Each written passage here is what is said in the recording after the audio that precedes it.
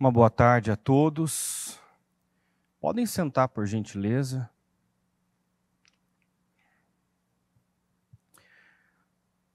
No domingo, nós falamos sobre o nosso chamado, para o que fomos criados.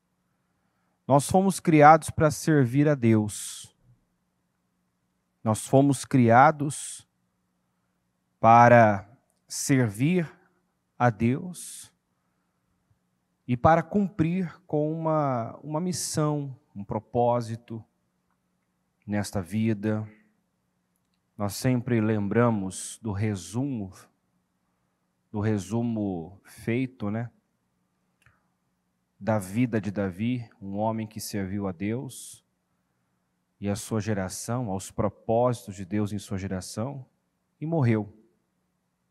Então nós estamos aqui para esta mesma finalidade: servir a Deus, cumprir com o nosso chamado, que é servi-lo e servir aos outros, servir ao próximo.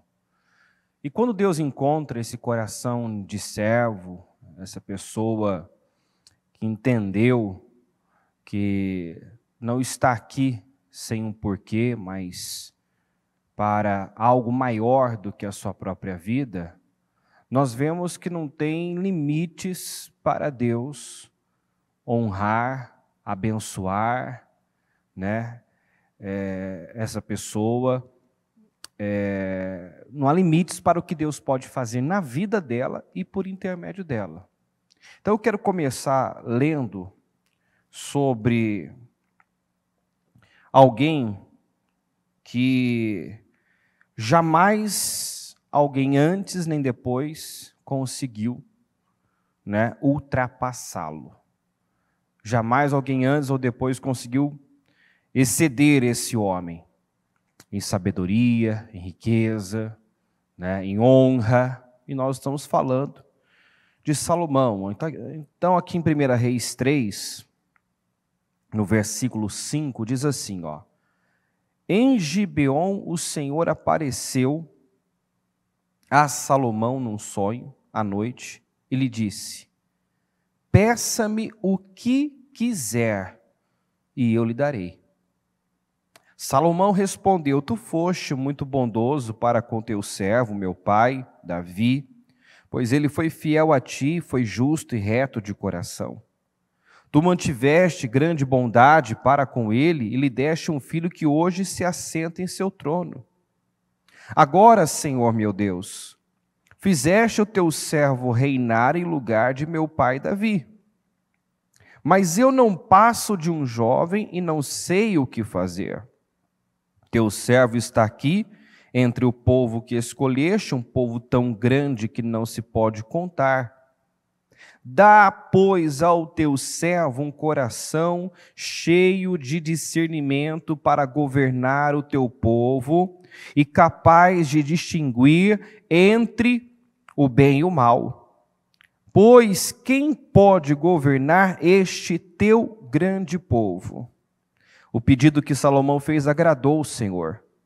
Por isso Deus lhe disse: já que você pediu isso, olha só, já que você pediu isso o quê? Um coração cheio de discernimento para governar o povo do Senhor. Então, o que ele pediu não foi para ele, não foi pensando nele, mas pensando no povo, na nação de Israel, no povo de Deus. Isso agradou tanto o Senhor, que o Senhor lhe disse: já que você não pediu isso, e não uma vida longa, nem riqueza, nem pediu a morte dos seus inimigos, mas discernimento para ministrar a justiça, farei o que você pediu. Eu lhe darei um coração sábio, capaz de distinguir, de modo que nunca houve nem haverá ninguém como você. Também lhe darei o que você não pediu: riqueza, fama, de forma que não haverá rei igual a você durante toda a sua vida. E se você andar nos meus caminhos e obedecer os meus decretos e os meus mandamentos, como seu pai Davi, eu prolongarei a sua vida. Então, ele agradou tanto a Deus com o pedido que fez, que o Senhor deu a ele o que ele pediu e muito mais.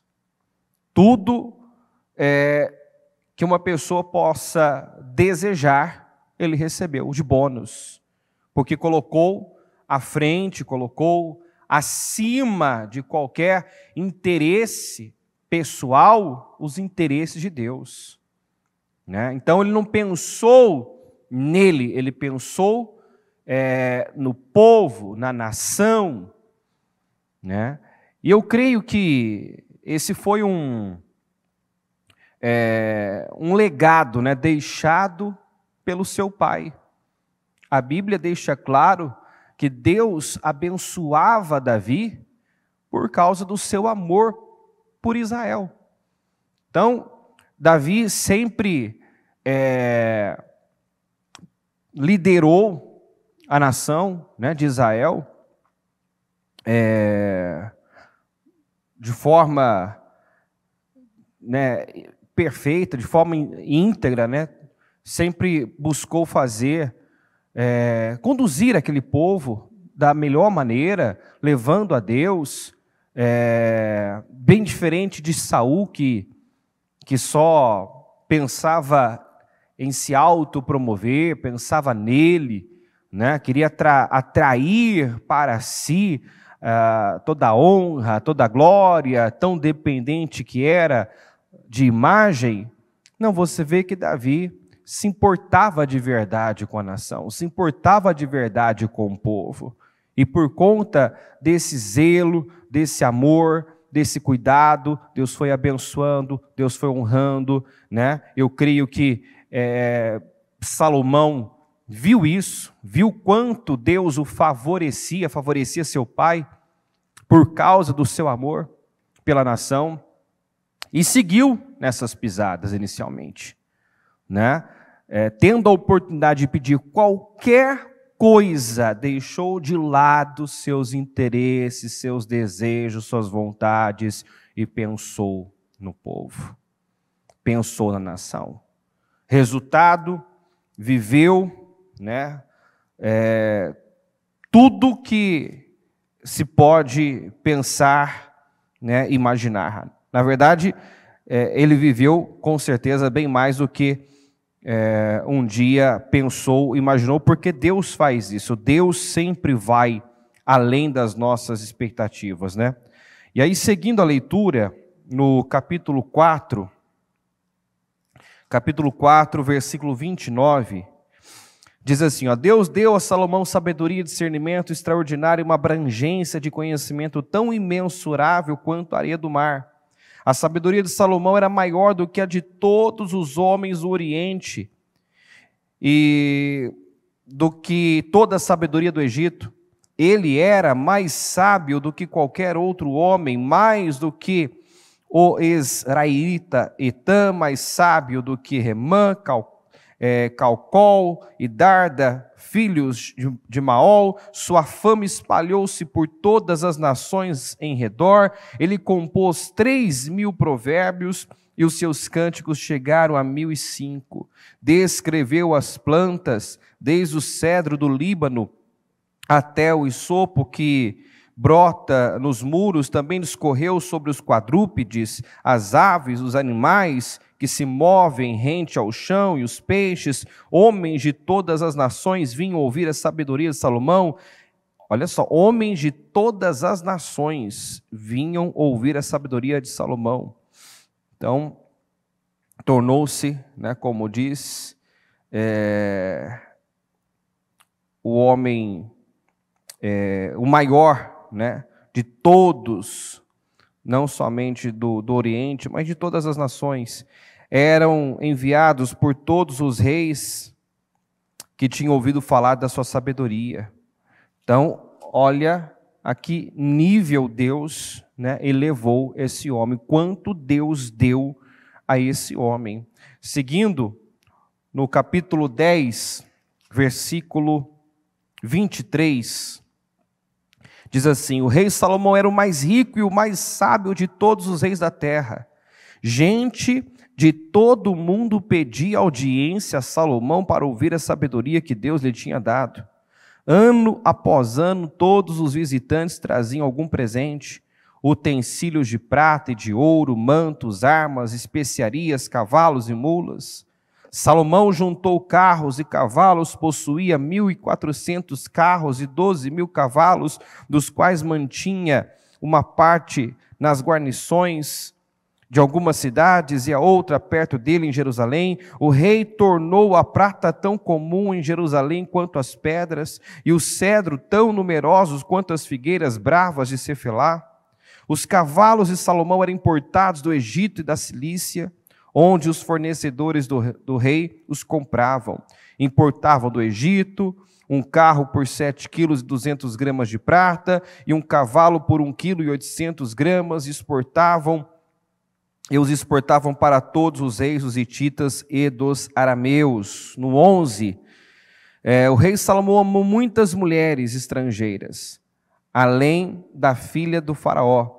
Eram mulheres moabitas, amonitas, edomitas, né, sidônias e hititas.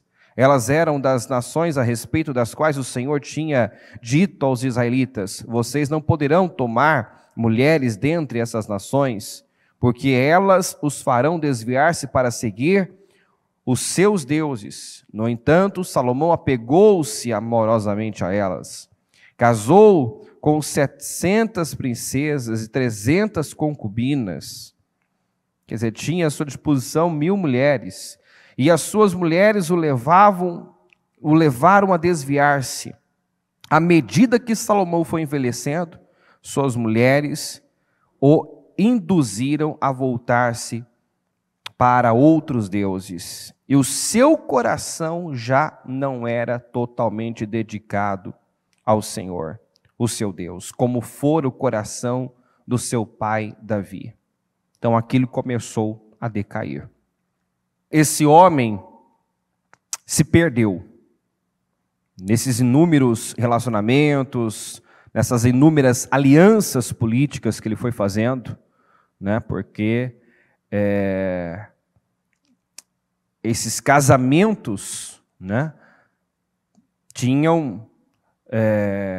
estavam relacionados a alianças políticas. Então ele começou a fazer alianças com quem não devia, começou a sofrer a influência, né, de outros povos, outras nações. Essas mulheres induziram ele a práticas que o Senhor reprova. E aí nós vamos ver, eu vou agora lá para Eclesiastes, que esse homem, que um dia fora tão dedicado ao Senhor, que um dia desejou mais que tudo servir a Deus e ao propósito de Deus em sua vida, tornou-se um homem egoísta ao extremo, totalmente autocentrado, egoísta. E o que acontece quando uma pessoa deixa o egoísmo tomar conta? Começa a só pensar em si, em se satisfazer, né? E sai em busca disso, de dar prazer à sua carne, atender aos desejos da sua carne. Ela se torna uma pessoa vazia. Porque nada jamais será capaz de preencher o vazio no coração do homem que é do tamanho de Deus. E o vazio da vida de uma pessoa que é do tamanho do seu propósito. Duas coisas assim que não podem faltar na vida de uma pessoa para que ela seja plena, feliz, realizada: Deus e um propósito de vida. Né? Nós fomos criados para nos relacionarmos com Deus. O que mais Deus quer é isso, que sejamos adoradores e não trabalhadores, né? Que tenhamos relacionamento com Ele e que vivamos para Ele, para os interesses dEle. Quando a pessoa entende isso, e ela, prioriza esse relacionamento com Deus, e busca saber qual é a vontade de Deus, e a faz, é isso aqui que nós vemos. Olha a que nível Deus elevou esse homem. O quanto ele foi abençoado, o quanto ele teve. Nunca antes nem depois alguém viveu e experimentou tantas coisas como Salomão experimentou. Mas a queda dele começou exatamente nesse ponto, quando ele começou a fazer alianças erradas e quando ele decidiu não negar a si mesmo, não negar o que os seus olhos desejavam. Quando ele começou a colocar o seu eu, a sua vontade na frente. E aí, olha só o que ficou registrado, o seu coração já não era totalmente dedicado ao Senhor. O seu coração um dia foi totalmente dedicado, agora já não era totalmente dedicado como fora o coração do seu pai. E aí fala aqui, seguiu Astarote, a deusa dos Sidônios, e Moloque, o repugnante deus dos Amonitas. Dessa forma, Salomão fez o que o Senhor reprova e não seguiu completamente o Senhor como seu pai Davi. Então, esse homem quis se dividir, quis experimentar e provar o que não precisava, o que não lhe faltava, e se perdeu. E perdeu completamente a alegria de viver. Você, quando lê o livro de Eclesiastes, aparece, acho que 38 vezes a expressão vaidade de vaidade, em outras traduções, que grande inutilidade, nada faz sentido.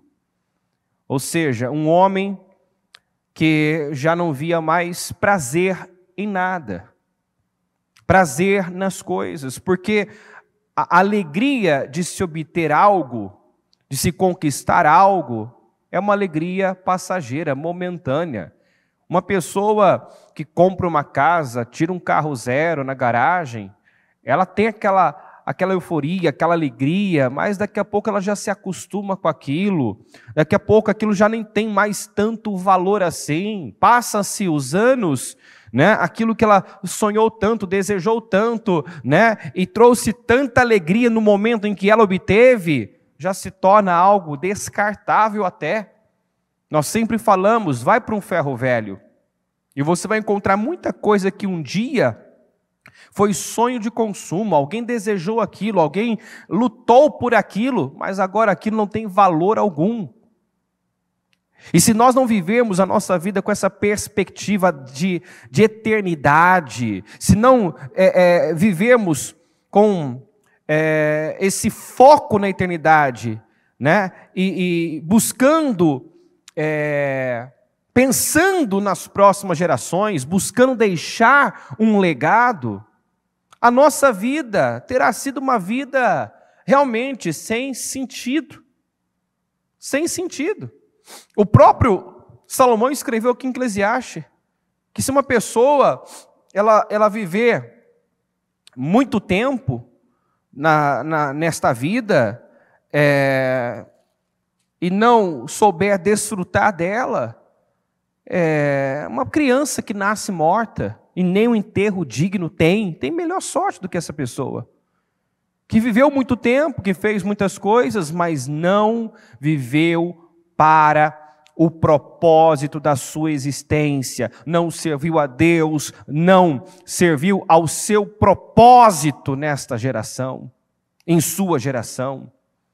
Então nós temos que entender isso, que não estamos aqui por acaso, sem um porquê. Não vivemos neste tempo da história sem um porquê, por acaso. Não. Se nós vivemos esse tempo da história, é porque Deus quer nos usar. Deus quer que cada um de nós sejamos, como falamos na segunda-feira, relevantes. Relevantes no céu, relevantes na terra. Sejamos pessoas que influenciam, que impactam, que iluminam, e não pessoas que sofrem influência, que se molda a cultura, que no meio de ímpios não se diferencia, porque pensa, fala, age do mesmo jeito, tem a mesma conduta, os valores são os mesmos quanto os cristãos, que a única diferença do ímpio é que ele tem o título de cristão, mas os valores são os mesmos. Ele vive pelas mesmas coisas. Tem cristãos hoje que vivem por sua carreira, em busca de fama, né? Cada um vive para algo, por algo. Está dando a sua vida, né, para alguma coisa. Nós falamos isso no domingo. Você vai dar a vida por algo, todos dão. Uns dão a vida para a carreira, para o esporte, para um passatempo, fama, riqueza, prazeres. Só que nenhuma dessas coisas será importante para sempre. Servir é o caminho para a verdadeira importância. Servir a Deus, servir ao propósito de Deus, isso vai dar significado à nossa vida, sentido à nossa vida. Porque algumas pessoas estão vazias, estão doentes, estão infelizes, por falta de ocupação? Não, é como aí fora. Falta para muita gente relacionamento? Não. Falta entretenimento? Não. O que mais tem nesse mundo é entretenimento, né? O que mais tem hoje são opções para a pessoa se distrair, né? Teoricamente, relaxar, se distrair, espairar. Mas é um engano as pessoas acreditarem que, dando o que a sua carne pede, né, vão ficar melhores, vão se realizar, vão ser felizes. Não, a felicidade, como Jesus deixou bem claro, está no dar, no servir. É melhor dar do que receber, diz a Bíblia. Então, se nós não entendermos isso, nós vamos viver correndo atrás de muitas coisas, vamos viver em busca de satisfazer vontades, desejos, prazeres, e podemos terminar nossos dias como alguém que até obteve isso e aquilo, fez muitas coisas, mas no final das contas terminou seus dias frustrado, terminou seus dias vazio, terminou seus dias sem relevância, sem importância. O que ele fez não se pode aproveitar, suas obras não são eternas, quer dizer, ele não tem recompensa do que ele fez, ele não vai levar nada, nós não levamos nada daqui a não ser o que fazemos para Deus e para o próximo. E nós fizemos essa pergunta no domingo: quanto tempo da sua vida você tem dedicado, né, a Deus, às pessoas? Porque nós somos feitos para as pessoas. E olha como Deus favorece uma pessoa, ela tira o foco dela, tira o foco das suas circunstâncias, tira o foco dos seus problemas, tira o foco das suas necessidades, e ela foca Deus, foca o propósito, foca a vontade de Deus, os interesses de Deus. Olha como Deus abençoa, levanta, derrama sobre a vida dessa pessoa. Quando Salomão fez aquele pedido aquele pedido despretensioso: Senhor, eu quero apenas um coração cheio de discernimento para lidar, para governar esse povo, para ajudar essas pessoas, para orientá-los, para guiá-los. Ele não pensou nele. Quando nós não pensamos tanto em nós, Deus pensa em nós, Deus trabalha por nós. Mas quando nós vivemos, e quanto a mim, e o meu problema, e a minha situação, e a minha dor, sabe, só ali, aquele mundinho, pensando de forma egoísta, pensando em si mesmo, nós muitas vezes travamos, impedimos a ação de Deus, o favor de Deus sobre as nossas vidas. Não poucas pessoas foram curadas quando decidiram curar a dor de outras pessoas. Não poucas situações foram destravadas quando a pessoa tirou o foco do problema e começou a servir de alguma forma.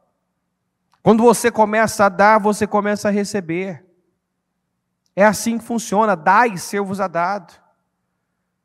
Mas quantos que vivem naquela mentalidade, eu não tenho nada a oferecer, não tenho nada para dar, eu não tenho condições de fazer nada. E nunca terá mesmo.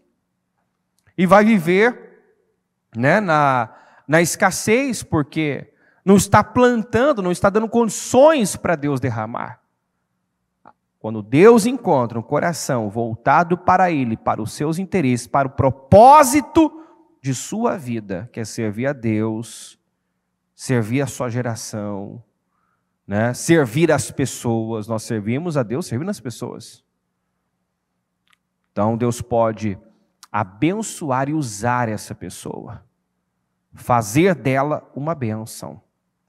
Uma bênção. Aqui em Eclesiastes 2, diz assim, ó: eu disse a mim mesmo, venha, experimente a alegria, descubra as coisas boas da vida. Mas isso também se revelou inútil. Concluí que o rir é loucura e a alegria de nada vale. Decidi alegrar-me, decidi entregar-me ao vinho e à extravagância, mantendo, porém, a mente orientada pela sabedoria. Olha só como esse homem já estava assim, perdido mesmo. Porque isso aqui é algo impossível. Entregar-se ao vinho, à extravagância, quer dizer, dar a sua carne o que ela pede, viver para si mesmo, mantendo a sabedoria,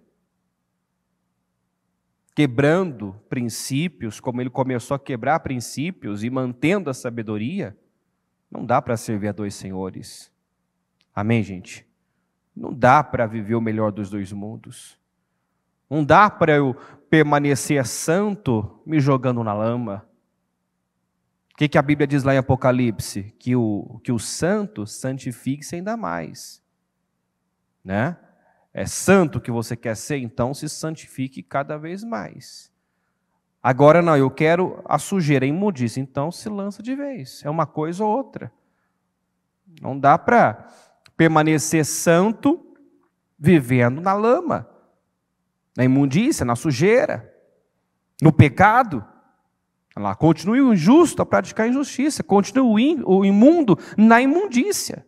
Continue o justo a praticar a justiça e continue o santo a santificar-se.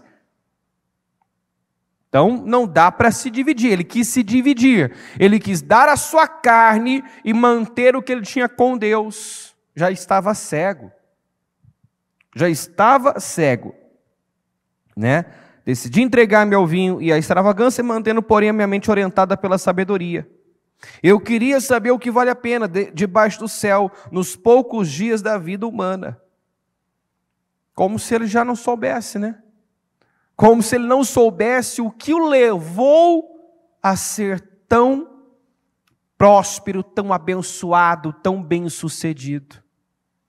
Foi, né, aquela inexperiência que o colocou totalmente rendido, submisso a Deus. Lembra da primeira passagem, do primeiro texto que eu li? Ele falando com Deus: eu estou aqui, Senhor, eu sou um jovem, eu não sei o que fazer. Eu não sei o que fazer. Né? Ele se sentia, pequeno, incapaz, inexperiente para tamanha responsabilidade. E, não sabendo o que fazer, fez a coisa certa, se rendeu, foi a Deus. Né? Pediu ajuda ao Senhor. Fez a coisa certa, se colocou totalmente rendido a Deus. Ele já sabia.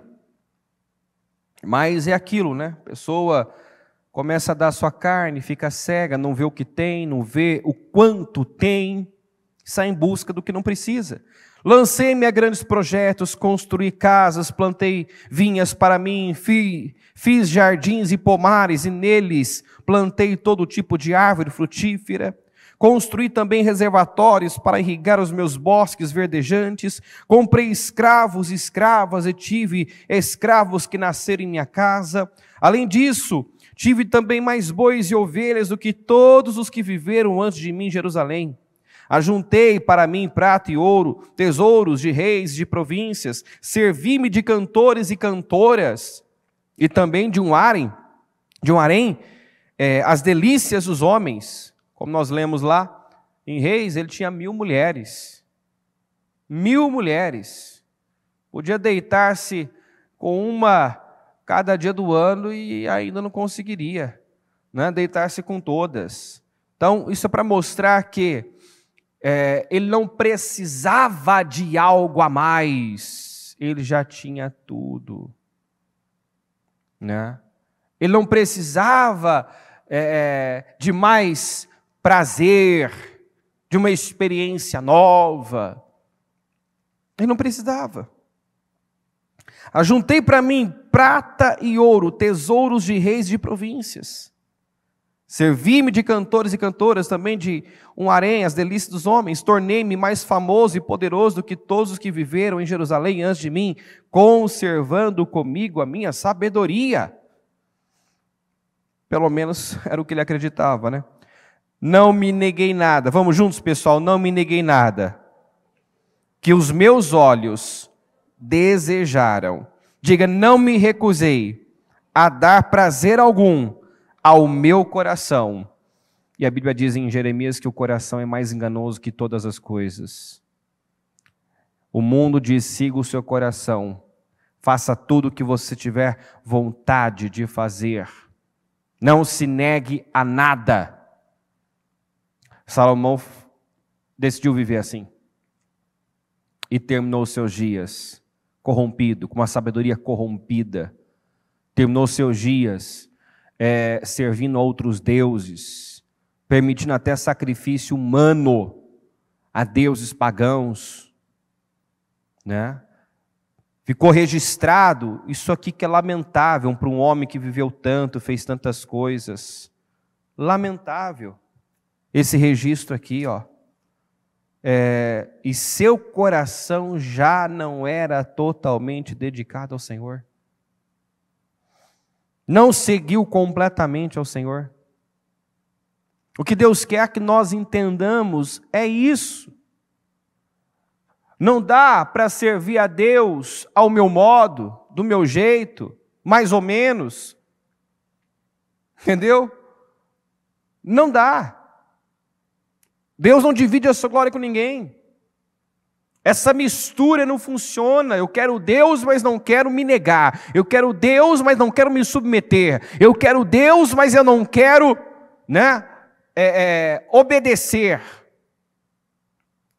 Eu quero Deus, que Deus esteja comigo, mas quero que Ele se adapte a mim, ao que eu penso. Não. Deus não se adapta. Deus não se molda. Somos nós que temos que nos alinhar com Ele. Estarmos alinhados com Ele. Fazer dos pensamentos dEle os nossos, dos caminhos dEle os nossos caminhos. Os meus caminhos e o que eu penso não é o que Ele pensa, não são os seus caminhos. E somos nós que nos submetemos. E quando fazemos isso, só temos ganhos, bênçãos, benefícios. Mas quando fazemos o contrário, só temos perdas. Voltando aqui, ó. Não me neguei nada que os meus olhos desejaram, não me recusei a dar prazer algum ao meu coração. Na verdade, eu me alegrei em todo o meu trabalho, porque é isso mesmo, você vai lá, conclui algo, realiza algo, compra algo, você tem uma realização. Você tem, mas é aquela realização que eu disse. momentânea, passageira, não preenche. Aí aquela realização terminou, eu já saio em busca de algo novo, algo diferente.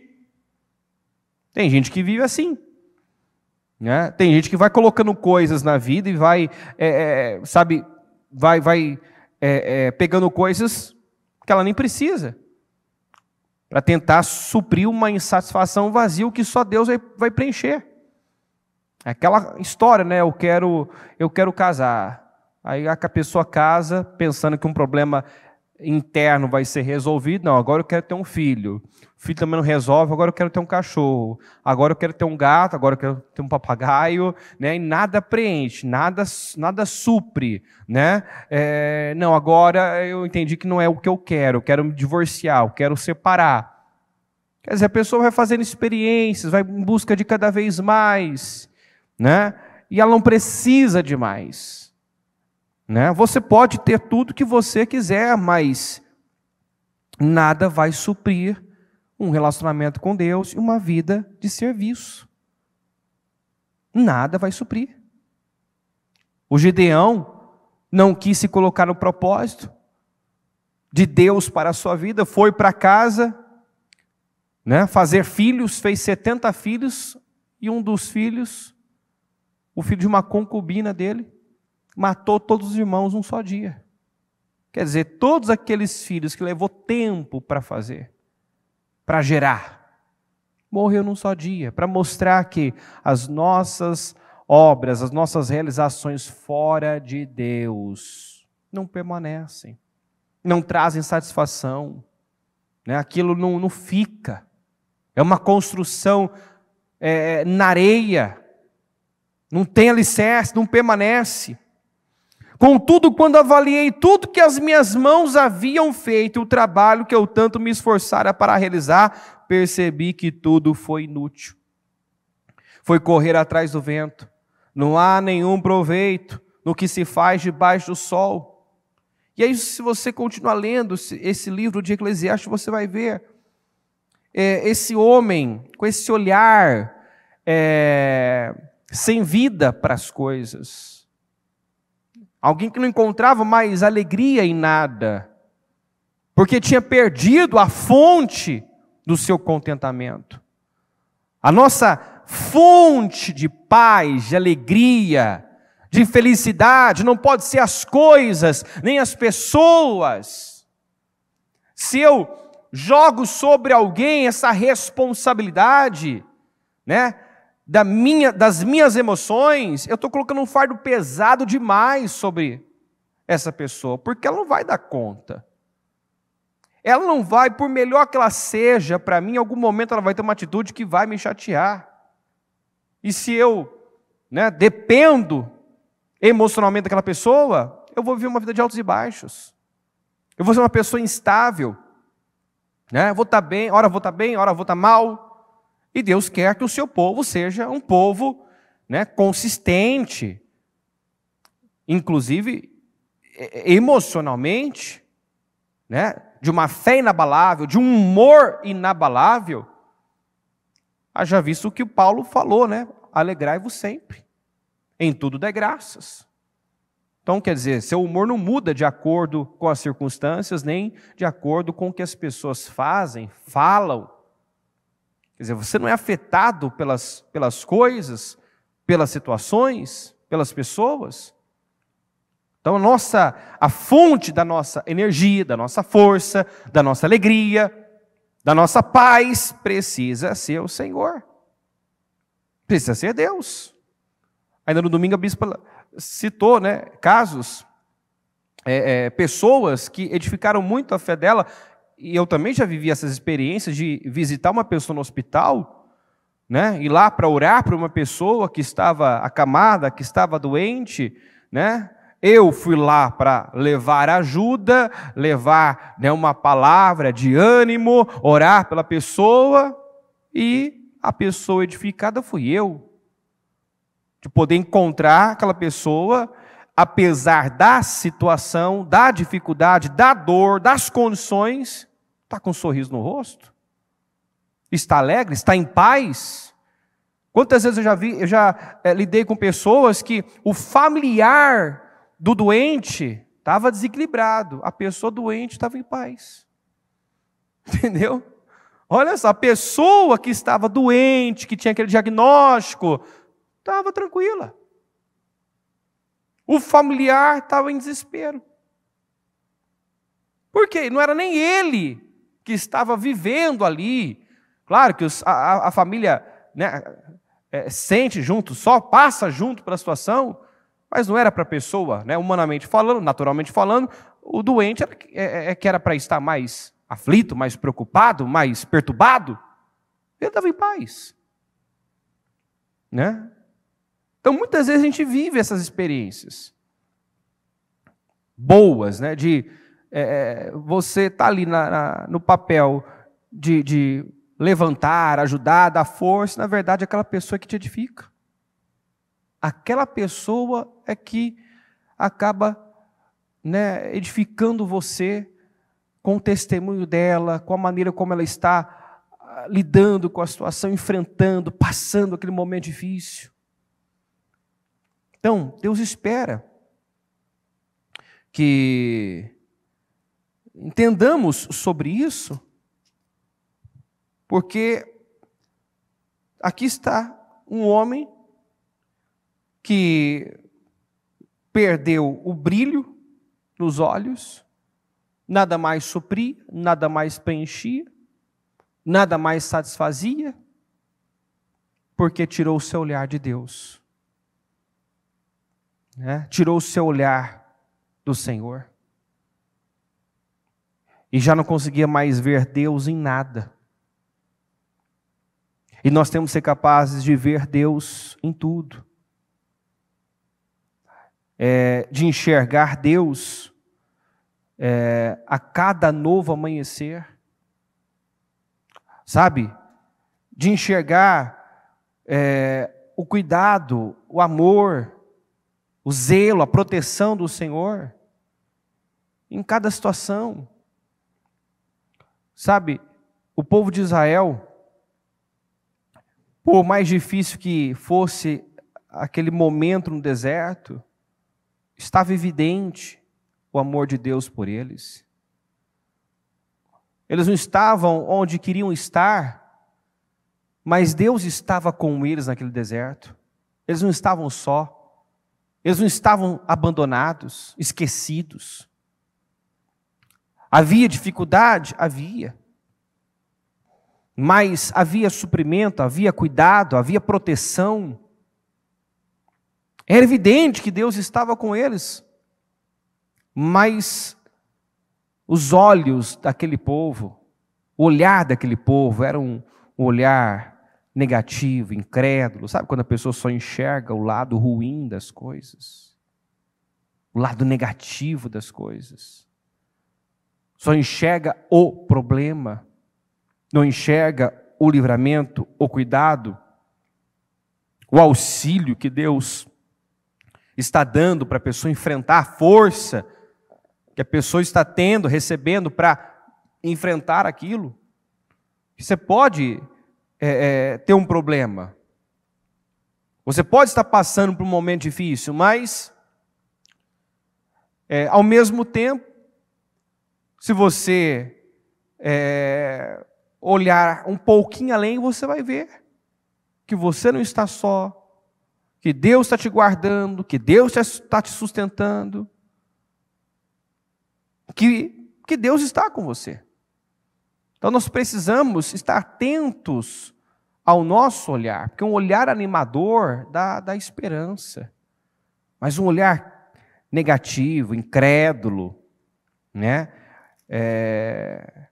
Os olhos maus vão ver trevas em tudo, e vão atrair trevas, e as trevas vão dominar. Mas se o meu olhar é animador, se eu consigo enxergar, né, o cuidado, o amor de Deus, eu vou ter forças para enfrentar. Como a bispa dizia isso ontem ainda, um espírito deprimido não tem que levanta. Não tem quem quem possa levantar uma pessoa que já se entregou, já sofreu uma derrota interna, que na sua visão não há mais o que fazer, já está tudo perdido.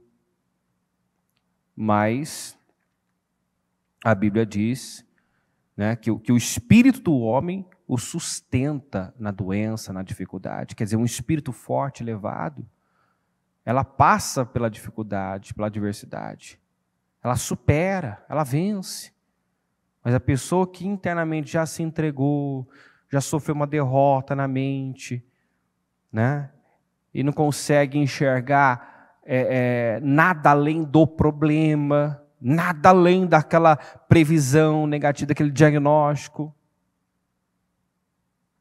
o diabo já conseguiu o que queria, que é essa entrega, essa aceitação.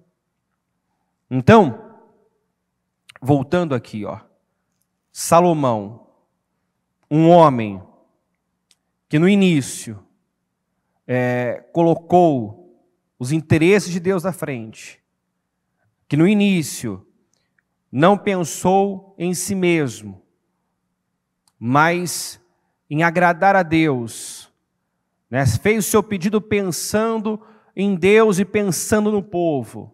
Isso deu condições para Deus fazer por ele o que ele sequer pensou ou pediu. Mas depois que ele começou a viver para si, e eu quero provar, eu quero experimentar, eu decidi me entregar ao vinho, à extravagância e não negar nada do que os meus olhos... Agora ele colocou ele na frente, a vontade dele acima da vontade de Deus.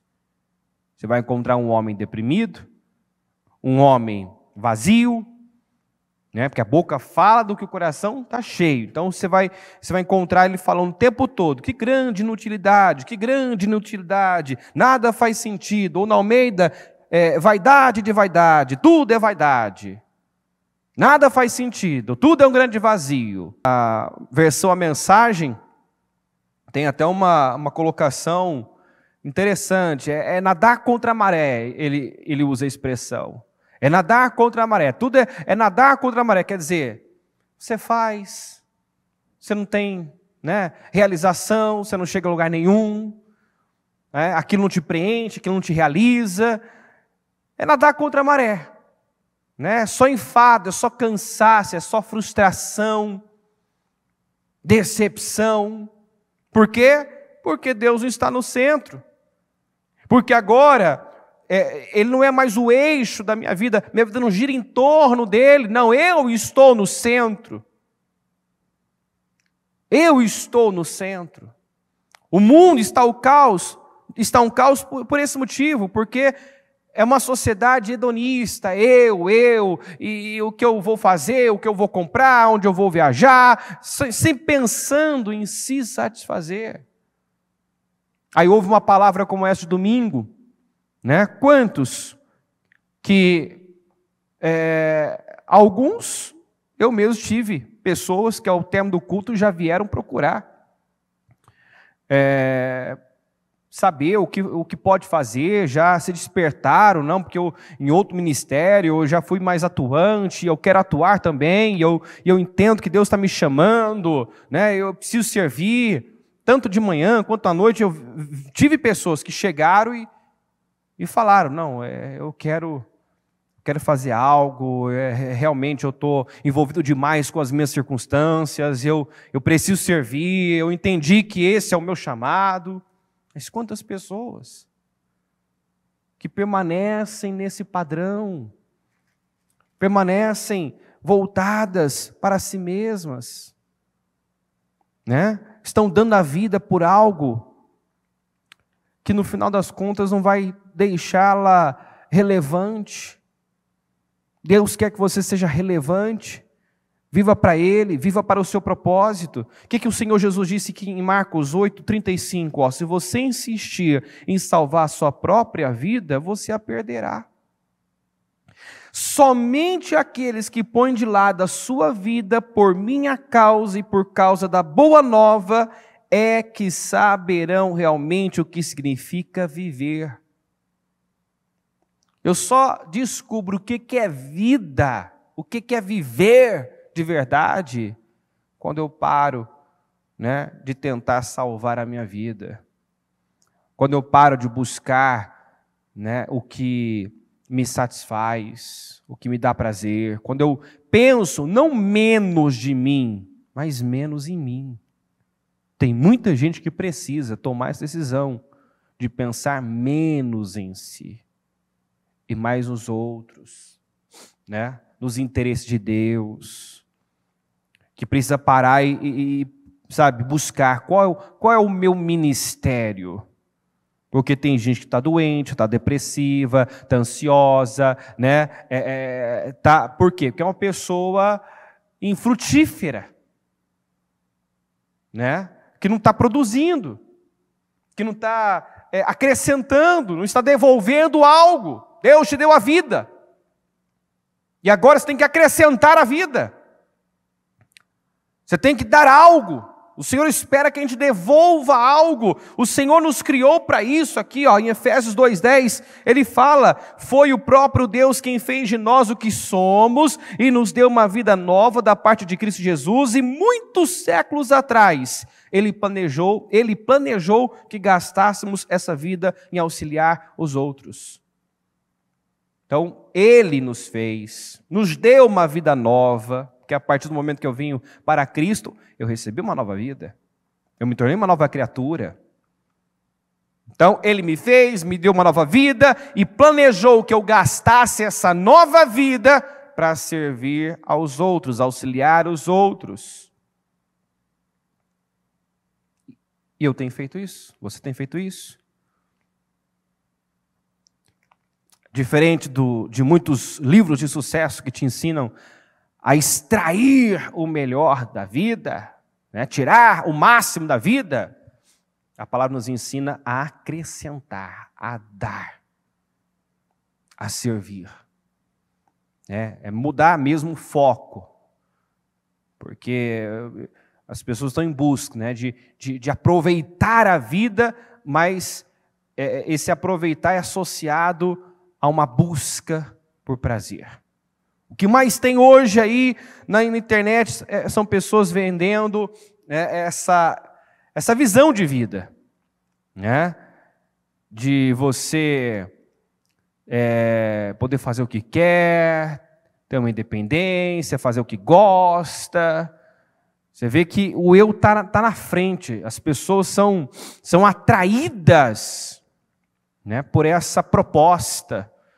Vem porque eu vou te ajudar a ser uma pessoa feliz e realizada, e você vai ter tempo para fazer o que você gosta, e poder comprar, e poder viajar, e poder ter isso, e poder ter aquilo, como se ter fosse sinônimo de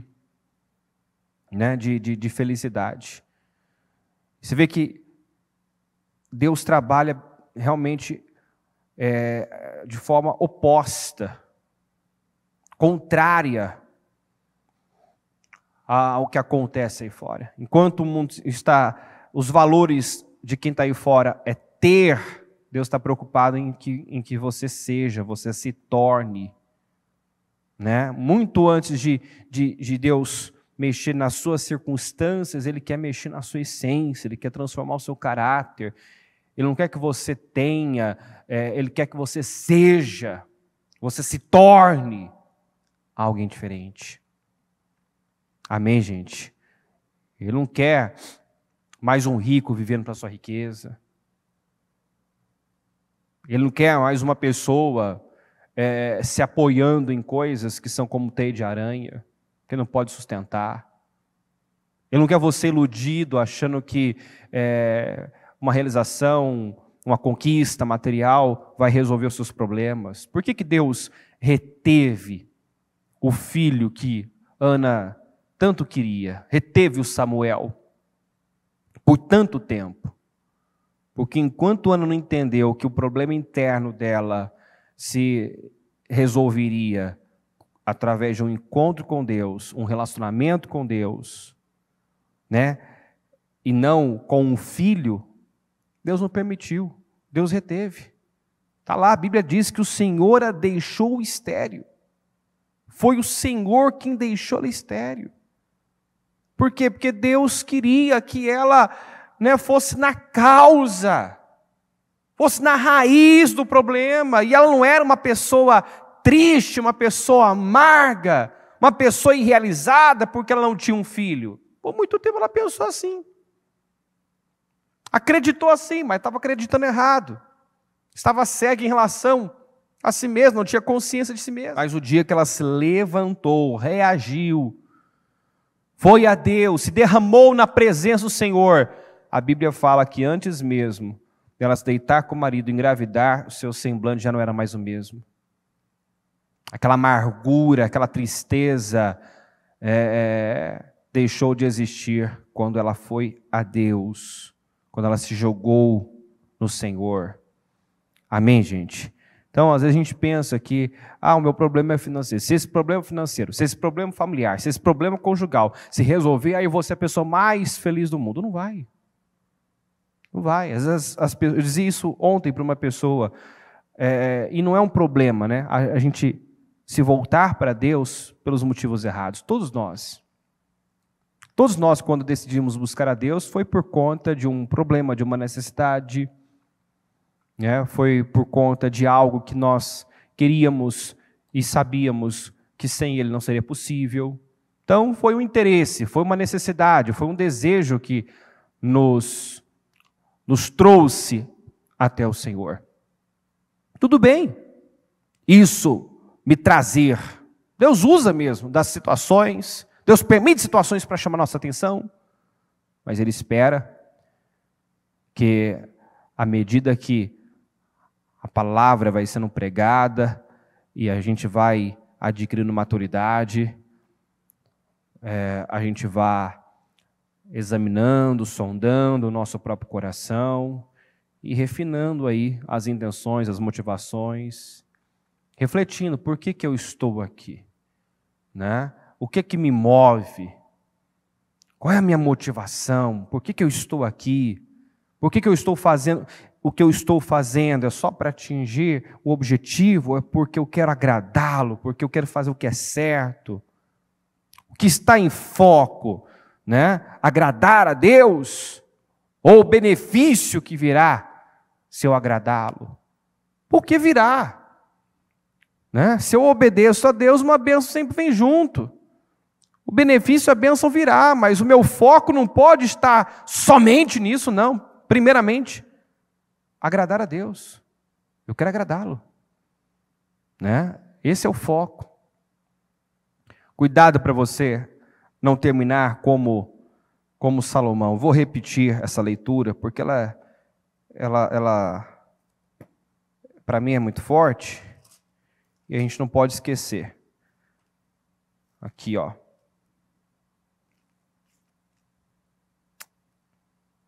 11:4, 1 Reis 11:4. À medida que Salomão foi envelhecendo, suas mulheres o induziram a voltar-se para outros deuses, e seu coração já não era totalmente dedicado ao Senhor. À medida que Salomão foi envelhecendo, ele foi se perdendo. À medida que ele foi envelhecendo, o seu coração foi mudando negativamente. Ele foi se perdendo espiritualmente.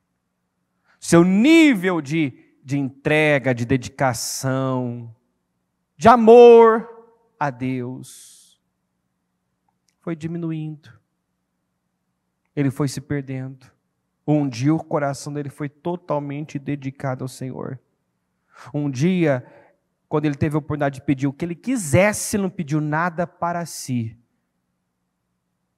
Ele disse: Senhor, eu quero te agradar. Em outras palavras, disse: eu quero te agradar. Eu quero te honrar. O Senhor me colocou à frente desse povo e eu não tenho condições alguma. Me dá um coração entendido para que eu possa governar esse teu tão grande povo. Então eu quero cuidar bem daquilo que o Senhor colocou nas minhas mãos. Ele podia ter pedido, como o próprio Deus disse, qualquer coisa, riqueza, a derrota dos inimigos, fama, poder. Ele não pensou nele. Ele não pensou nele. Eu creio que Deus está à procura desses corações despretensiosos. Vou repetir. Deus está à procura desses corações despretensiosos.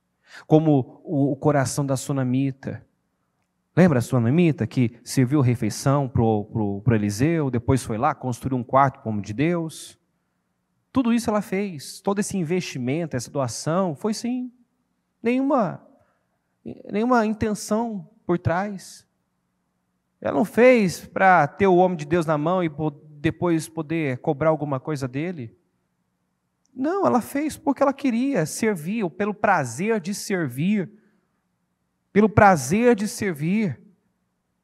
Tanto que o homem de Deus quis retribuir, mandou perguntar, né, se ela queria que ele intercedesse junto ao rei, que ele fizesse alguma coisa, que ele usasse da sua própria influência para conseguir algum benefício para ela.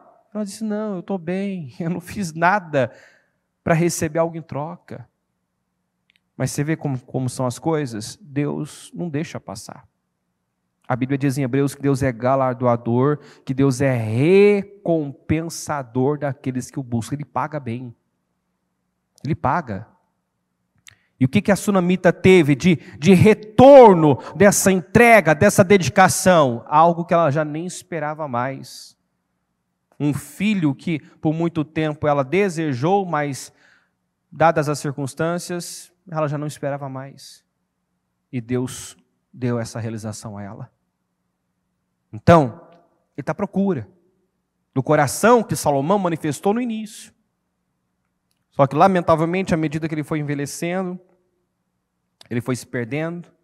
Como é que ele se perdeu? Quando o eu dele começou a falar mais alto, suas vontades, né? Seus desejos, seus impulsos, né? Eu vou dar tudo que minha carne pede agora, eu não vou me negar nada, não vou me recusar nada. Eu decidi não me negar a nada e conservar comigo a sabedoria. Impossível. Impossível. Você entra na carne e você fica irracional. Você deixa a carne dominar, você se torna um ser irracional. Como assim, bispo, um ser irracional? Sim. Você pergunta para a pessoa, por que você fez isso? Você não sabe que é errado? Eu sei. Então, mas fez por quê? Eu não tive controle. Então, mas você sabe que isso te prejudica, não sabe? Essa atitude já te prejudicou, não te prejudicou? Eu sei, mas... Quer dizer, se torna uma pessoa irracional, age por impulso, sem equilíbrio, sem controle, de forma instintiva. E Deus não nos criou para agir assim, para viver assim. Nos deu o seu espírito, o espírito de autocontrole, domínio. Nós dominamos, não somos dominados. Nós temos controle, não somos desequilibrados. Amém, gente? Deus no centro. Coração totalmente dedicado. Um coração despretensioso. É o que Ele procura. Prazer de servir. Que os interesses deles estejam na frente dos seus interesses. Porque você não perde quando opta por agradar a Deus, por fazer o que Ele quer que você faça. Amém? Fique em pé, por gentileza, coloque a mão no seu coração, feche os seus olhos e ore a Deus agora por esse coração. Peça ao Senhor. Peça que, diferentemente de Salomão, à medida que você vai envelhecendo, porque a cada novo dia nós estamos envelhecendo. E o salmista disse, ensina-me, Senhor, a contar os meus dias, de forma que eu alcance sabedoria, que eu tenha um coração sábio. Nós temos que fazer essa oração, Senhor, eu não quero apenas envelhecer, eu quero me tornar uma pessoa sábia, eu quero crescer em sabedoria, eu quero me tornar uma pessoa relevante, meu Deus, e eu sei que eu só serei relevante se eu viver para o Senhor, se eu viver para o propósito da minha existência. O Senhor me criou para servi-lo. O Senhor me criou e me deu uma nova vida, para que agora eu gaste essa vida para acrescentar as outras vidas, a outras vidas. Então, ajuda-me, Senhor. Peça isso a Deus. Ajuda a ser um exemplo, uma inspiração, a viver de tal forma que eu deixe um legado para a minha descendência, para as próximas gerações. Ajuda-me, Senhor, a ser uma influência poderosa na minha casa, na minha família, no meu bairro, na minha cidade, no meu estado, no meu país. Me ajuda, Senhor, na minha geração, causar um impacto poderoso. Em nome de Jesus, Deus, eu oro pedindo ao Senhor que nos guarde, meu Deus, da loucura, da insanidade que tomou a mente, o coração de Salomão, que acreditou que poderia manter-se, meu Deus, manter a sabedoria, entregando-se à extravagância, atendendo aos seus impulsos, dando aquilo que os seus olhos desejavam, fazendo tudo o que tinha vontade de fazer. Nos guarda desse engano, meu Deus. Nos guarda dessa falsa liberdade que o mundo vende, que o mundo prega. Meu Deus, quem pensa ser livre porque faz tudo o que quer, porque não deve satisfação a ninguém, porque vive sem, meu Deus, sem nenhuma autoridade, não se coloca debaixo de nenhuma autoridade. Esse tipo de gente é um escravo de si mesmo. É um escravo das suas vontades, das suas emoções, dos seus desejos. E nós não aceitamos, meu Pai, estarmos numa condição assim, cegos, escravos, pensando ser uma pessoa que não somos. Não, meu Deus. Nós entendemos, meu Pai, que só seremos livres de verdade e que entenderemos o real significado da vida quando vivermos para o Senhor, quando vivermos para servir. Esse é o nosso chamado. Então desperta cada um, meu Pai, pessoas que ainda, meu Deus, estão vivendo de forma egoísta. A Tua palavra diz que o Senhor vai derramar da Sua ira sobre aqueles que vivem para si mesmos. É isso que, meu Deus, virá sobre aqueles que estão vivendo para si mesmo: ira, condenação, juízo. Então, meu Deus, desperta-nos a viver da forma que fomos chamados para viver, como servos. Até porque, meu Deus, se nós nos apresentamos como servos do Senhor, como discípulos do Senhor, o Senhor não veio para ser servido, mas para servir, para dar a sua vida. Eu oro, meu Deus, por esse coração de servo, eu oro por esse coração despretensioso, eu oro, meu Deus, para que o Senhor venha refinar nossas intenções e motivações, meu Deus. Eu oro para que essa pessoa esteja e permaneça no Senhor, meu Pai, independentemente das circunstâncias, independentemente de favorecimento. Que o Senhor possa encontrar em nós um coração totalmente dedicado ao Senhor, e que à medida que nós formos envelhecendo, meu Pai, possamos ficar melhores nesse relacionamento, meu Deus. Possamos desenvolver esse relacionamento, meu Pai, não perder esse relacionamento, que foi o que aconteceu com Salomão. Ele perdeu esse relacionamento, e quando ele perdeu esse relacionamento com o Senhor, ele perdeu o prazer em tudo, meu Pai. Nada mais o preenchia, se tornou uma pessoa vazia, amarga. E muitos estão vivendo assim, meu Deus. E os motivos são óbvios. O motivo é óbvio. O Senhor não está no centro. O Senhor já não está mais no centro. O Senhor não comanda mais a vida dessa pessoa. Os interesses do Senhor já se tornaram irrelevantes para ela. Então eu peço um despertar, eu peço, meu Deus, que pessoas tenham a determinação, a força de se reposicionar, de se levantar, de reagir. Se ela se vê, meu Pai, nessa condição de alguém que, meu Deus, não amadureceu, apenas envelheceu e, meu Deus, talvez até apodreceu espiritualmente, se encontra, meu Deus, espiritualmente morta, que ela reaja agora, que ela se levante agora, que ela decida, meu Deus, rever, sondar o seu coração e rever suas intenções, rever suas motivações, rever seus interesses. Em nome de Jesus, eu peço, abençoa o teu povo nessa tarde, com essa consciência de si mesmo. Ajuda, Espírito Santo, cada um, entender o que é que o Senhor procura, o que o agrada, como nós já falamos recentemente, que é um coração humilde, um coração, meu Deus, arrependido, um coração que teme, que treme diante do Senhor, que reverencia o Senhor. Eu te peço esse coração. Eu te peço, meu Deus, nos dê esse coração rendido, quebrantado, totalmente dedicado. Em nome de Jesus. Vem com teu Espírito Santo e preenche.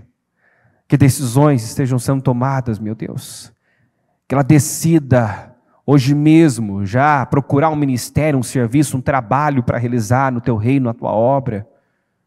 Porque ela não foi chamada só para receber, não, mas para dar. E a verdadeira alegria está em dar. Que ela entenda, meu Deus, que a cura dela talvez está, meu Deus, a um passo, a uma decisão, a decisão de servir, de dar, de se doar, de tirar o foco de si mesma e colocar no Senhor, no teu reino, nas pessoas.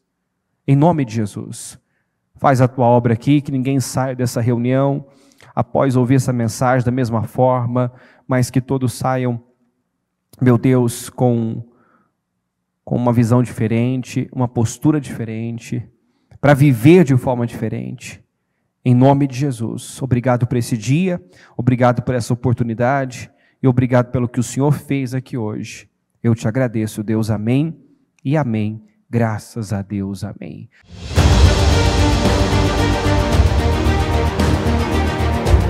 Nós precisamos de